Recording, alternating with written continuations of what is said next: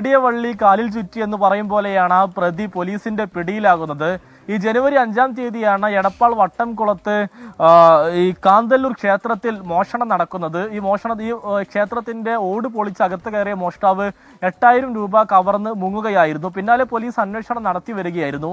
അതിനിടയിലാണ് ഈ ക്ഷേത്രത്തിന് സമീപത്ത് ബൈക്ക് ഉപേക്ഷിച്ച നിലയിൽ നാട്ടുകാർ കാണുന്നത്. ഈ ബൈക്ക് പിന്നീട് നാട്ടുകാർ പോലീസിൽ ഏൽപ്പിക്കുകയും ചെയ്തിരുന്നു. അതിന് പിന്നാലെ കഴിഞ്ഞ ദിവസമാണ് ഈ അരുൺ എന്ന് പറയുന്ന മോഷ്ടാവ് തന്റെ ബൈക്ക് മോഷണം പോയെന്ന് കാണിച്ച് ഈ പോലീസിൽ പരാതി നൽകാൻ എത്തിയത്. ഉടൻ തന്നെ പോലീസ് ഇയാളുടെ സ്വഭാവത്തിലും ഇയാളുടെ പെരുമാറ്റത്തിലും ഒക്കെ തന്നെ ഒരു സംശയം തോന്നിയോടുകൂടി പോലീസ് ഇയാളെ ചോദ്യം ചെയ്തതോടുകൂടി ഇയാൾ ഈ ക്ഷേത്രം മോഷണം നടത്തിയ കേസിലെ പ്രതിയാണെന്ന് പോലീസ് മനസ്സിലാക്കുകയായിരുന്നു. പൊട്ടനെന്ന ലോക പൊട്ടൻ. എന്തായാലും 2025 മണ്ടൻ ഓഫ് ദി ഇയറിന് ഇവനെ പരിഗണിക്കണം. 8000 രൂപയും പോയി, ബൈക്കും പോയി, സ്റ്റേഷനിലുമായി. ഇവനെ കള്ളനെന്ന് വിളിക്കുന്നത് മറ്റു കള്ളന്മാര് കേട്ട് കഴിഞ്ഞാൽ അവര് തൂങ്ങിച്ചാവും. കള്ളന്മാരുടെ കൂടെ വില കളയാൻ.